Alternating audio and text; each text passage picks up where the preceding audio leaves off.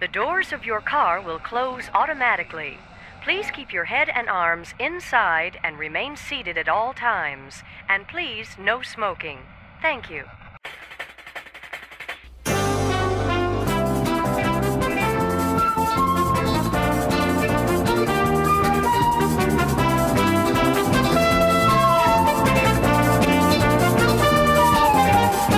Matterhorn Matt presents Matterhorn Mondays. Hey there, Mountaineers. Welcome to episode 40 of Matterhorn Mondays. I'm your host, Matterhorn Matt. And I'm Alex the Historian. And before we start anything, before I say anything, I just wanted to say, all hail Rob. Vetter told me to say that. He bet I wouldn't. And everybody knows I always do bets. So, yeah. I don't know what I'm trying to say. That was really, yeah, just all hail Rob. Vetter, in your face. I did it. You said I wouldn't do it, but I did it anyways. But anyways. Alex, for the viewers out there who don't know anything about your channel, why don't you go ahead and start off this episode by explaining what kind of videos you make and, yeah, just sharing some description about your channel. Okay, first of all, I get Vetter's free pin. So, anyway, okay, so my channel, basically I have a few shows on my channel. My most popular one is, it's a lecture series about the rides of Disneyland, their history. So I go through each ride and talk about its history all the way from opening all the way till today. And, let's see, and I have another show where I go into the park. That's a vlog. I do a vlog in the park, and I kind of talk about the history of the park and find some items and places of historical interest and stuff like that. And then I have a Fun Fact Friday show where I haven't done it recently, but usually on Fridays I put out like a show that talks about something of some kind of point of interest in Disneyland. So my channel is all about Disneyland and nothing else. Yeah, guys, I'm sure you know everything there is to know about Alex at this point. We've been doing this for 40 episodes, 40 weeks. Well, a little bit less than that, but yeah, I'm sure you guys all know who Alex is. If you don't know who he is, definitely go out, subscribe to his channel. He makes amazing videos. And let's see, I did want to make an announcement before we started this video. My pins are now released. If you guys would like to head over to my Etsy shop, the link is in the description. Pick one up. Yeah, I showed this off earlier this morning. They come on fast passes. I don't have like nice cardboard to like print stuff on, so I just ended up using these old fast passes that I have tucked away in my drawers. So yeah. I have like 10 of each attraction, but yeah, if you do end up buying one, just leave like a note if you want like a specific fast pass. I'll see what I can do. If I have that fast pass available, I'll definitely stick the pin to it, send it your way. But yeah, my pins, this is very exciting. I've never made pins before, and I think they came out really good. So Amelia asked if I have Splash Mountain Fast Passes. I saw you said that. Let me just check. I do have Splash Mountain. I have 4 Splash Mountain, 4 Space Mountain. No, more than 4 Space Mountain. 1, 2, 3, 4, 5, 6, 7, 8 Space Mountain Fast Passes. 4 Indiana Jones. 4 Matterhorn. 4 Mission Breakout. No, more than 4 Mission Breakout. No, yeah, 4 Mission Breakout. 4 for Soarin', and 4 for Grizzly River Run. I do not have a Jungle Cruise Fast Pass. I don't think Jungle Cruise has a Fast Pass at Disney. No, they don't. Yeah. it'd be pretty cool to have one, though. So, but yeah, link in the description for all of that. And also, if you guys have not checked out The Live Place, definitely go check them out. I said this last week, but they host different YouTubers who do live streams, different Disney YouTubers. Like I mentioned last week, my good friends over at Resort TV 1 host their live streams on there as well. I'm there as well. There's a couple others. yeah, definitely go check out that website. Link will be in the description. All the links will be in the description as always. And yeah, let's get on to this week's episode. Let's see. I didn't have time to fix the mountain on top of the mountain. It probably looks fine to all of you guys, but to me, I'll need to fix it for next week. But this week in Disney news, 2 of these topics that we have here are going to be ones that we're going to be talking about later in the episode. Pirates of the Caribbean reopened yesterday with the new bride auction scene and a couple other changes. We're going to be getting into that more into detail later in the episode. John Lasseter to cut ties with Disney at the end of the year, at the end of December. That's another topic we're going to be diving into right after we cover some more stuff. And last but not least, annual pass holders in Florida will be getting exclusive access to Toy Story Land in September. So not like a preview, because I believe Toy Story Land opens at the end of this month or at the beginning of next month. So I don't really know how that's going to work out. It's going to be in September, but anyways, this is not a Disney World podcast. This is a Disneyland podcast where we sometimes talk about Disney World attractions. But before we start anything off, I wanted to show off these pieces of art that one of our multiple people of Alex's fans drew for us. If you remember a couple weeks ago, we were pitching our ideas on how to fix California Adventure, and Alex pitched the idea of having a Pixar World Showcase-esque land to replace the Pixar Pier. And one of Alex's friends took the liberty, drew up a couple amazing pieces of artwork. As you can see here, let me get my little pointer here. Yeah, Ratatouille, Al's Toy Barn. Oh my gosh, I always end up doing that. Al's Toy Barn, entrance to Toy Story area, Incredible City. This is just really awesome. And we have another piece of artwork here as well. A little over the, or I guess bird's eye view of the concept. New World of Color, viewing area, Little Mermaid, of course. Yeah, Pacific Wharf. This is all, I really wish this would happen, because this is like, this is like really, it's a really great idea. Alex, do you have anything to say to your lovely fans who drew up these pieces of artwork? Yes, they were both done by a guy named Matteo Pellissier. I believe I pronounced his name correctly. It's hard for me to pronounce it. But yes, so when I talked about this idea of like, because, okay, everyone knows that me and Matt don't really like the idea of Pixar Pier at California Adventure. My personal feelings about it are that it looks really tacky and it's a really cheap redo of what's already there. And so it's not up to the Disney quality, I don't feel. And so I talked about like an idea where I said, what if we had this Pixar showcase, and it's like World Showcase at Epcot, except it's with Pixar Land. And so anyway, so Matteo decided that he would kind of draw these up because he thought it was a really cool idea. And so the one that's on the screen right now, this picture is of the aerial view of the area. So it still has a World of Color lagoon that at nighttime will play World of Color, but you've got different lands. You've got like an Incredibles land, a Toy Story land that's based off of being in Andy's backyard. Then you also have like a French area that's kind of has like a Ratatouille land in it, an Incredibles area, stuff like that, and then like a land that represents the movie Coco, and stuff like that. So and then of course the Little Mermaid building would be redone in like a facade work of actual buildings from San Francisco. So it looked more like a San Francisco land.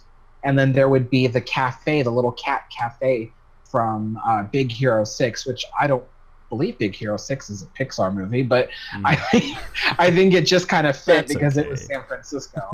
But anyway, so this is just an idea of what that might look like. And I think it looks really cool. Like I wouldn't have dreamed up that whole thing. So I'm really glad that Matteo had kind of put that together. And so we just wanted to show that to you guys. big shout out to Mateo, like you said. Thank you for sending in this artwork. We really appreciate it. Alex and I really appreciate it. And it's really well done. Look at this. I couldn't... Someone was saying that I should talk into my mic. My monitor is here, and I have 2 monitors over here as well, so it's kind of difficult for me to position my mic. But yeah, these are really well done pieces of art. I couldn't draw this well, not in a million years. So big thanks to Mateo, if you're watching this. I'm not the Mateo he's talking about, by the way. We are 2 separate people. Just wanted to point that out. And for those of you interested, I'm not drinking Snapple today. I forgot to buy one last night, so it's just plain old water for me today.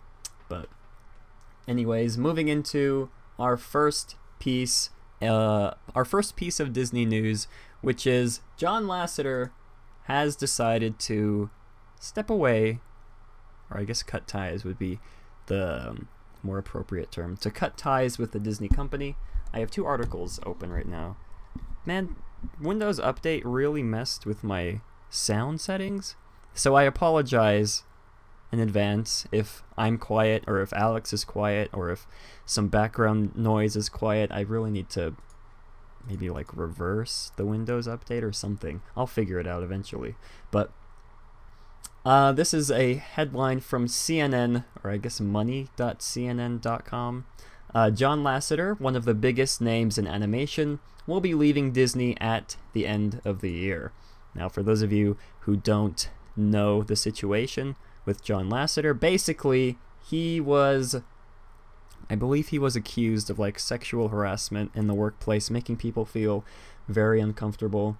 I actually have a quote here. Lasseter, who was the chief creative officer at Pixar and Disney Animation, took a leave of absence last year following what he described as missteps that made some of his colleagues feel disrespected and uncomfortable. This was sort of when the whole oh gosh, what was it? When all the movie executives, all those were being outed as basically being weirdos, stuff like that. But Alex, what are your... This is like actually really big news that we're talking about. Alex, what are your thoughts on John Lasseter leaving the Disney company at the end of the year? Well, I would have never seen this coming. It's I don't know. What am I trying to say?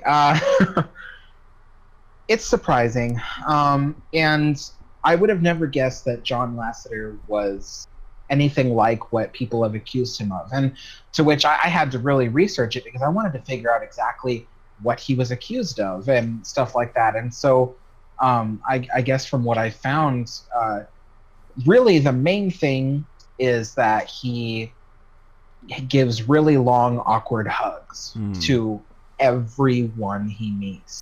And, and I mean, literally, like he, at one time he met some people and gave around like 40 some odd hugs to people. So, and on top of that, him and his company is kind of known for not really having a really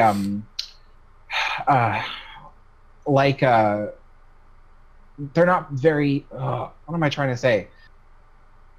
They do not promote many female people in the workplace. It's not very female friendly, is what they say about Pixar and about Lasseter himself. That it seems to be some kind of boys club basically, and Lasseter is the main guy behind all that. And I'm not sure how true that really is, but that's what I've heard, and so that's what's going on with him right now. And I mean, so far there's no accusations of anything more than just like some stuff that borders on sexual harassment. For instance, some groping and things like that, as some people have said. So I think that Lasseter, I mean, he's kind of the guy that you would expect such great things out of. I mean, he's done so much with Pixar. He's really brought it into everyone's homes, and he's really done so much. And he's even, helped out the Disney animation. So not just Pixar, but Disney animation as well. And, to be honest, this is coming just so suddenly, and so I don't know. If he is the person that people are claiming he is, then I think that what goes around comes around. He's getting what he deserves. Mhm. Having to leave Disney is something that that he probably deserves if he really is, as some people call a feminazi, and and if he really is, not that friendly of a person when it comes to working for him. I mean, apparently he's very Walt Disney-esque in certain ways, and in one of those ways is he's a very stern boss. So I don't know, maybe he's getting what he deserves, but all I know is that this is going to affect the company largely because he was the guy that was behind all these departments within the company, including Imagineering, and leading the company into these new and creative places and into new ventures and things like that.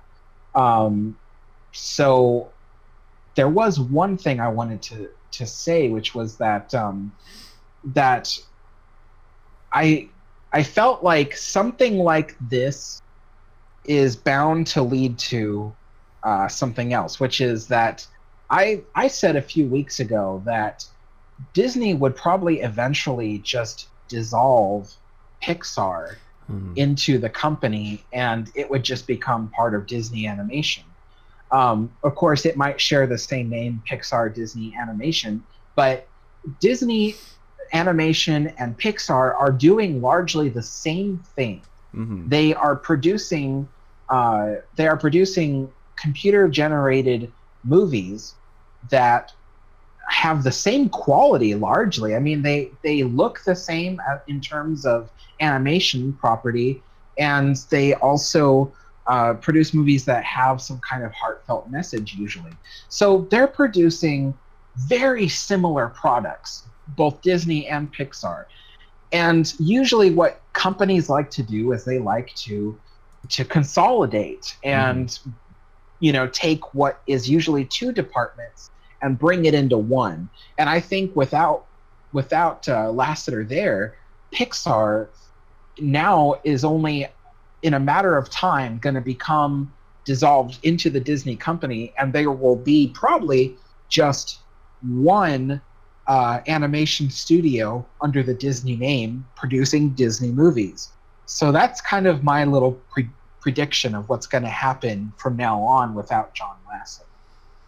Yeah, I did see people talking on Twitter about how they didn't really like the way John Lasseter was taking Disney animation. I saw some people saying how nowadays Disney movies are exactly the same as Pixar movies, and even just a couple weeks ago, or I guess a couple months ago, when my family and I saw Coco, my sister and my dad were arguing between what the difference between Disney movies and Pixar movies were, and there really isn't that much difference. I'm gonna read a quote from John Lasseter from independentco.uk. These links will be down in the description of the episode. Quote, "The last 6 months have provided an opportunity to reflect on my life, career, and personal priorities. While I remain dedicated to the art of animation and inspired by the creative talent at Disney and Pixar, I have decided the end of this year is the right time to begin focusing on new creative challenges." So these two articles I have open sort of have conflicting reports. One says he stepped down to, what is the word, a consulting role, and that at the end of December he'd eventually leave the company altogether. But at the other article I have open says that he was demoted, so I'm not really sure which article is right. But either way, John Lasseter is I'm just gonna say stepped down, is stepping down to a consulting role at Disney Animation and Pixar, and he will officially sever ties with the company at the end of this year, at the end of December.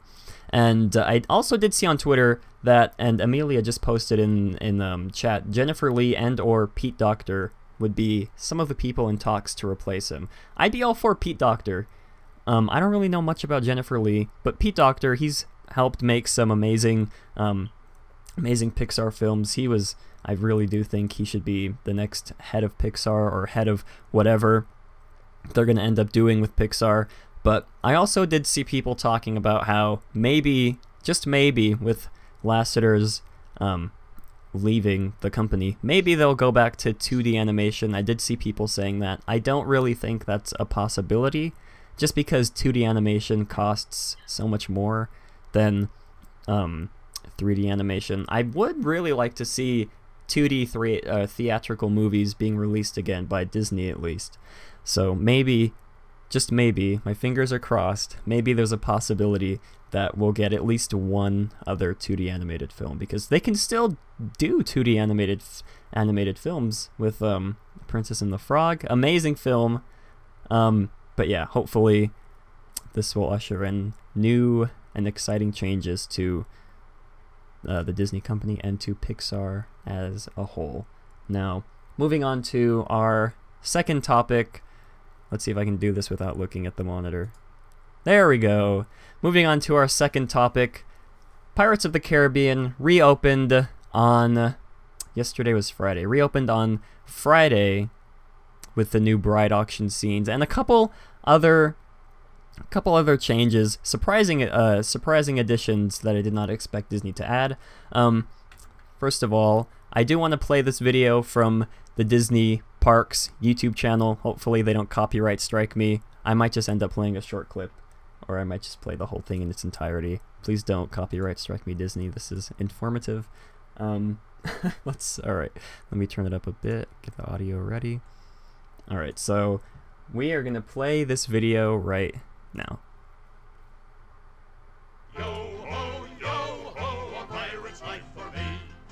We're at Disneyland, Pirates of the Caribbean attraction in New Orleans Square, and we're very excited that we've had an opportunity to do some new additions to the attractions.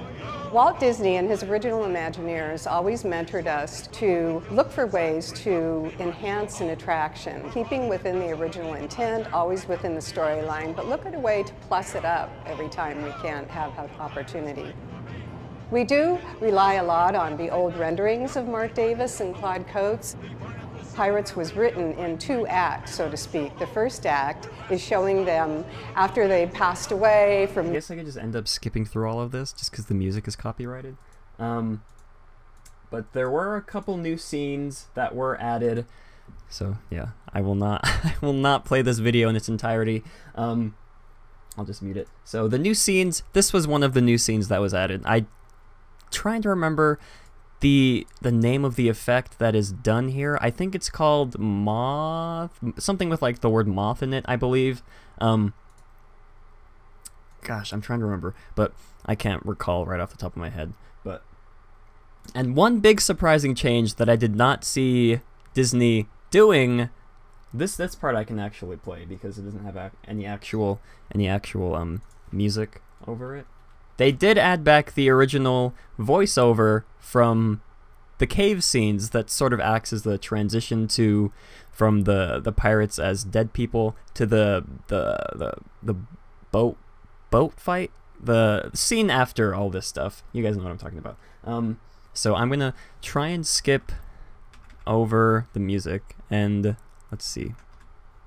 This looks good. To you a little bit about the Curse of the Treasure. Perhaps he knows too much. I think... Yeah, that is based a short clip, but... And they also did end up finally getting rid of the stupid, I always hated this, the missed projection screen that projected Davy Jones, that projected Blackbeard, I think at one point he was on there, and the new, whatever the villain's name was from the recent movie. I always disliked that so much, just because it so intrusive. It doesn't add anything to the story. It's only there. Its only purpose is to show, oh, hey, look, that's Davy Jones. I know who that is. That's basically It was also kind of tacky. Yeah, tacky too. Overall, I always hated that short scene. And yeah, let's see, what else am I trying to say? So yeah, the new changes that they added, of course, the bride auction scene. I don't think they maybe I scrolled past it. They did change the bride auction scene. Is this it? I can't. That's not it. Okay, well, I'm not going to scroll through the whole video, but let me X off of this. Let me go back to here. Okay, yeah, so lots of changes to Pirates of the Caribbean. Some for the better, some for the worse. Alex, I want to ask you, what are your overall thoughts on what Disney ended up doing with Pirates of the Caribbean? I know, right off the bat, I'm pleasantly surprised at the way they handled everything. But Alex, what are your thoughts? Overall, I am okay. Well, overall, I'm basically happy with what they did.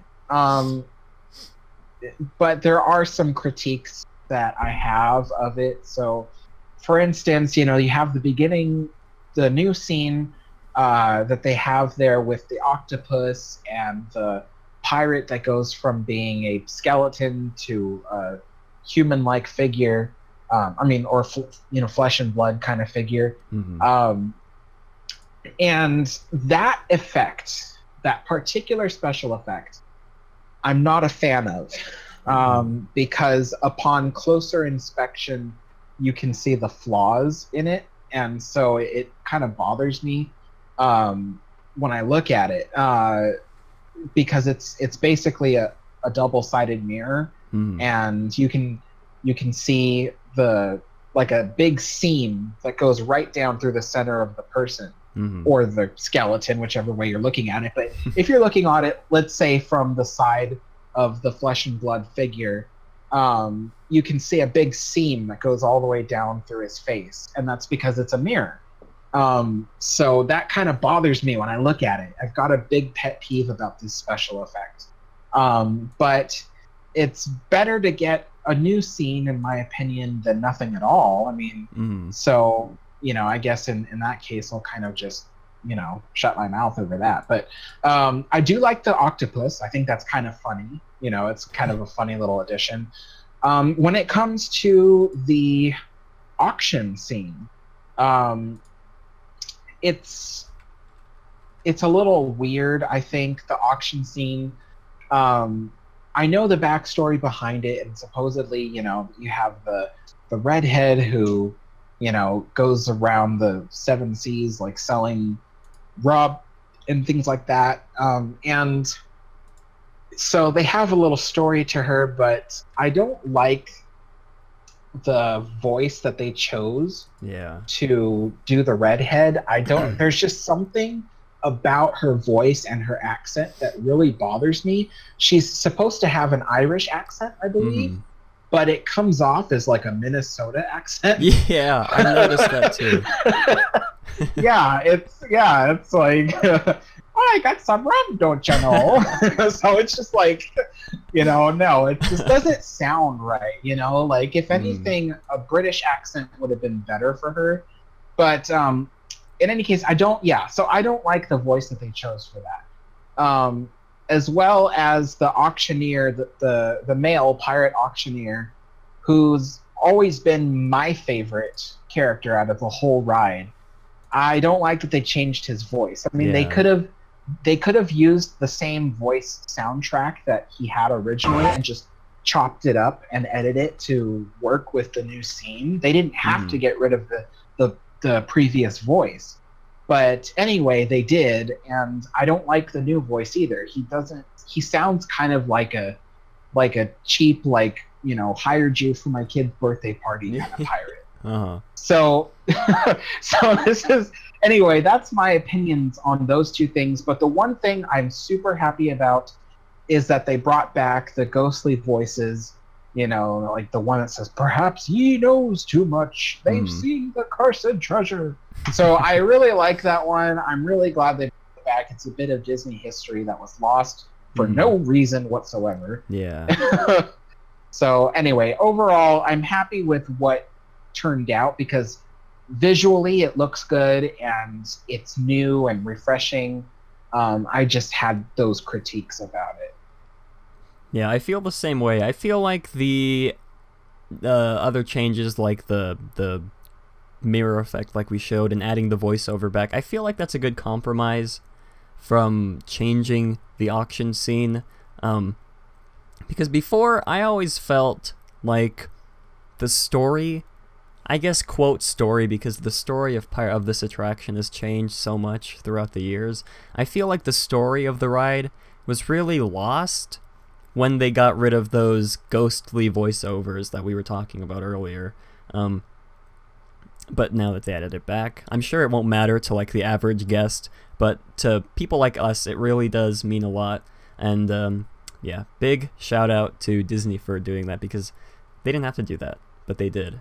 And I do want to play, shout out to Attractions 360, I do want to play a short clip of the new auction scene, and I tried playing it just a couple seconds ago, and it blasted my eardrums, so that sounds about right.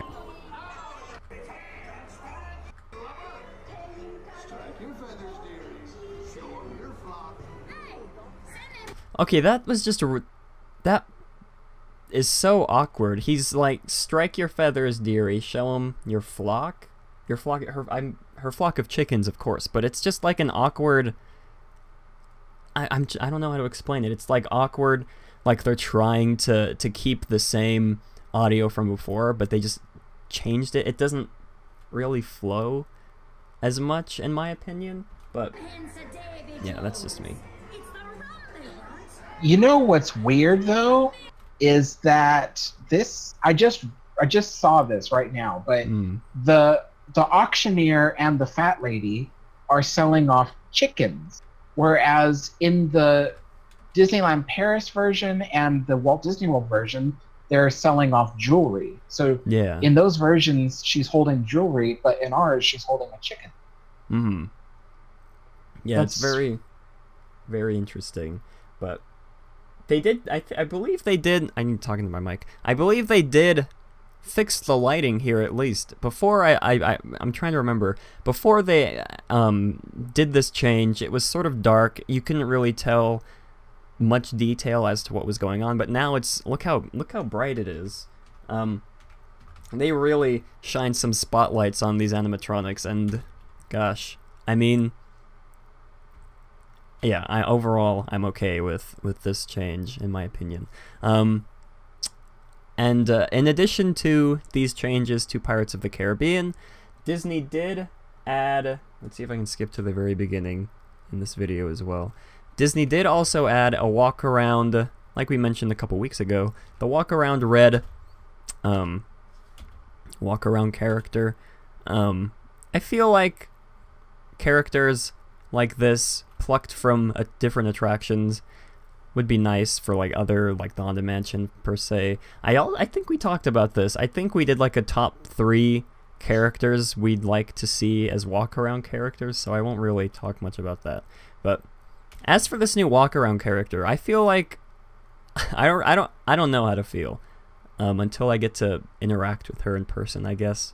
I'll know my opinion then. But so far, she seems okay. Alex, what do you think of the new red walk around character? She's okay. I mean, she's not really necessary to have. But like I said before, it's because they want to give, they want to give a female character more of a prominent face in the park, and they want to show that women can be pirates too, and that's really the only reason why she's out there. So I don't know. She's okay, but I mean, it's not really necessary. Yeah, not really necessary is the words that I was trying to think of earlier, but I mean, I do appreciate this because it does add more life to the whole area as a whole, because before, the only really walk-around character they had was Jack. And while it is fun to meet Jack, once he goes away, there's really nobody else to interact with. So it's sort of like, I kind of want to see if they're going to have both of them out at the same time. And if they do, I want to see like what kind of dynamic they have, like banter back and forth. That'd be nice to see. But yeah, so far, Red as a walk-around character, I'm okay with her. I don't really have much to say since I've only seen this one clip of her. But yeah, I've always wanted to be a face actor like this. I feel like it'd be an amazing job to have. But then again, I'm not very good with interacting with people, so it'd probably be like the worst job in the world for me. But oh, Bryce just said I'd rather have Barbossa than her. Barbossa, that would be... Well, now that I think about it, I don't think I'd want a Barbossa walk-around character, just because I cannot remember the name of the actor who plays him. The actor who plays him does such an incredible job in the movies. I don't think any other actor that Disney ends up hiring would be able to top what his performance is. I guess that could be the same. I guess that could be said the same for Captain Jack, but it's okay. It doesn't really matter. But let's see. Let me skip to the next slide. Yeah. Overall, I am okay with these changes. I just wish the redhead scene wasn't changed. It wasn't really necessary in my opinion, and we've talked about this like 2 gajillion times before, but the redhead scene, I still really do not understand Disney's reasoning behind it. I don't think they gave an actual reason to the change, just they announced it out of the blue one day. But I guess either way, I'm trying to see. I don't think this screenshot is from the Disneyland version, but yeah. Anyways, that's going to do it for these 2 topics on this episode of Matterhorn Mondays. We're going to go ahead and move into our new segment that we introduced last week, which is picking a quote each week. Alex and I will alternate between who gets to choose the quote. But, oh, okay, one thing I forgot to mention as well. Do you guys know if the Fast Pass for Pirates opened yesterday as well? That is one thing I forgot to look into. Type in the chat if Fast Pass launched with Pirates the other day as well. Alex, do you know if Fast Pass launched with Pirates the other day? I have no idea. I'm blocked out of the parks for the whole summer, so... Oh, I forgot about that. Well, anyways, in chat, if you guys do know, let me know. Let me know what the overall consensus is. But anyways, yeah, going back to Walt quotes, I still do not have a title for this segment. Someone suggested a couple names, but they weren't really names that I feel like would be fitting for the show. But anyways, if you guys would like to suggest names for this segment of the show, feel free to type in chat, comment down below, whatever you feel works better, tweet at me something. Yeah, I would like to have a title for the show, and I'm not creative enough to think of a title.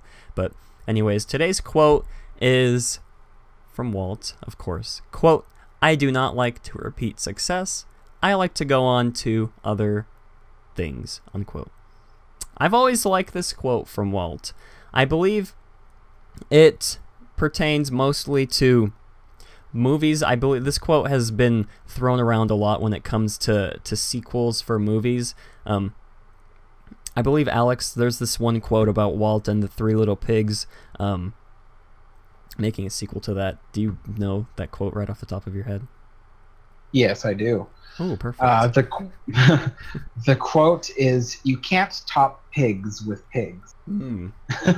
And he was, of course, yeah, he was referencing the Small Silly Symphony's Three Little Pigs, which was really successful, and people wanted to see more cartoons based off of the Three Little Pigs. But Walt famously said that quote, "You can't top pigs with pigs," because of the fact that what he already did was really great. You can't make what was already great even better. So, yeah. Yeah, those two quotes sort of go hand in hand. Someone just suggested the name "Great Moments with Uncle Walt." That's an interesting name. I'll write that one down. Keep it up in my brain. But yeah, I really love this quote because it applies so much to today's movies, especially with Marvel movies, with sequels, with the Wreck-It Ralph sequel. Have you guys seen the trailer to the Wreck-It Ralph sequel? I'm not really a fan of sequels per se, as long as they're done well. But yeah, I do not like to repeat success. I like to go on to other things. That applies to every movie studio in the entire world should live by this quote. Whether or not sequels to movies make money, whether or not sequels to movies are good, I feel like once it's just one movie, one and done, unless of course there's talented writers who have amazing stories planned out for the next 2 or 3 movies. But yeah, that's my take on the quote. Alex, what is your take on this quote from Walt? Well, I certainly do love this quote because it's something that everybody in Hollywood should listen to. Walt Disney himself knew that, when you have a successful movie or a successful idea, that instead of repeating it and making more and just flooding people with more, unreasonable, unnecessary storylines and stuff like that, just move on to something else. I mean, because, if you create a masterpiece, how is it still a masterpiece if you're making more and more of it? I mean, it's no longer unique. It's become something that is just, once again, just a carbon copy into other things. So it's like, for instance, the Pirates of the Caribbean movie franchise. I mean, honestly, the first movie was really good, and it would have been like a great masterpiece by now, but the newest movies in that saga, or whatever you want to call it, have really ruined the name Pirates of the Caribbean for me. Like the latest movie was such a piece of junk that it just really tarnishes, what the first movie built upon. And so that's something that Walt Disney could see. Walt Disney could already predict that, because he knew what happens when you just keep reproducing a success and trying to get the same thing. You spend so much time and energy trying to replicate what you originally did, and you end up coming up with something not as good, and yet you're surprised about it. So that's something that Hollywood should be listening to. Like, stop making extra movies, based off of one good successful movie. Like, just, call it done and try to find something new, something else to do. And as well as that, not just about movies, this quote goes on to other things that Walt Disney did. When it comes to his theme parks, he kept trying to find, the best and latest technologies to host in front of people. And he wanted to make better and better rides for Disneyland, stuff that, that could take people into a story the way no other ride before it could have done. And I mean, when he died, the latest amazing technology for ride systems was the oh my gosh, what's it called? The Omnimover ride system. That was the latest technology to hit Disneyland, and it was amazing because it was able to really eat through the crowds and take so many people through the story all at once. It was an amazing new type of technology, and Walt Disney would not have continued to replicate it. He would have found other things to create ride systems out of. I mean, that's just the way he thought, was always never to repeat what he did, just to create new things. So yeah, I really like this quote. Yeah, I also enjoy this quote. And speaking of Pirates the Caribbean movies, I just wanted to give a short shout out. A while back, Alex and I did a podcast on recent Disney movies, and we had like a 20-minute, I believe it was like a 20-minute, 15-minute rant about how bad the new Pirates of the Caribbean movies were. Yeah, if you guys want to go check that out. If you want to hear me bash that movie, the new Pirates of the Caribbean movie, on how terrible it was, go back and find that episode. I'm sure you guys will find it entertaining if you haven't listened to it. But who is calling me? Oh, my friend is calling me. I will have to ignore that. But yeah, me personally, this applies more to movies just because that's like the stuff I'm into. This quote could apply to all of Star Wars in general.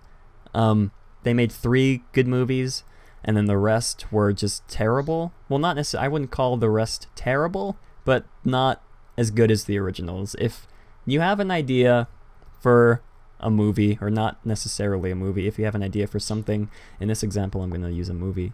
If you have an idea for a movie and it's amazing, like, I'm trying to think of like one-off movies that were awesome. I can't think of any off the top of my head. My phone is still ringing. I need to silence that, put that to the side. Okay, but especially when it comes to Star Wars, why make so many movies if you know they're going to be terrible? I'm trying not to turn this into a Star Wars rant, but we'll just end it there, just so I don't end up offending all you Star Wars fanboys. But anyways, that is this week's Walt quote. Still doesn't have a name. Comment down below what name you want this segment to have. And let's see, I think that's going to wrap up this episode of Matterhorn Mondays. Thank you all so much for watching. There was one other thing I thought that I wanted to say. I guess not. Can't remember it. But Alex, any closing thoughts on anything we talked about in this episode? It was cool. This was a cool episode, guys. We hope you all enjoyed. Oh my, everyone in chat is talking about Star Wars. Bryce McKenzie, I think they need to slow down on the Star Wars. I read an article, or the headline of an article earlier today, of how Solo was gonna lose Disney like $150 million. And that's just like, why make the movie if you know it's not gonna be good? Anyways, moving on from that. Thank you all so much for watching. We hope you all enjoyed this episode of Matterhorn Mondays. If you did, be sure to comment down below. Comment down your thoughts on any of the topics we said, whether it be the Pirates of the Caribbean change, whether it be John Lasseter news, whether it be the Walt quote. We want to hear your thoughts on everything, so definitely comment down below. Oh my gosh, Jurassic World. You're going to get me talking for another hour and a half about these terrible movies that are coming out. But anyways, check out Alex. Like I said in the beginning, he makes amazing videos. Link to his channel will be down in the description. Thank you all for joining us. It really means a lot that you take an hour and a half or 45 minutes out of your day to sit down and listen to us talk about random Disney stuff. But yeah, means a lot. And on that note, we hope you all have a great, big, beautiful tomorrow.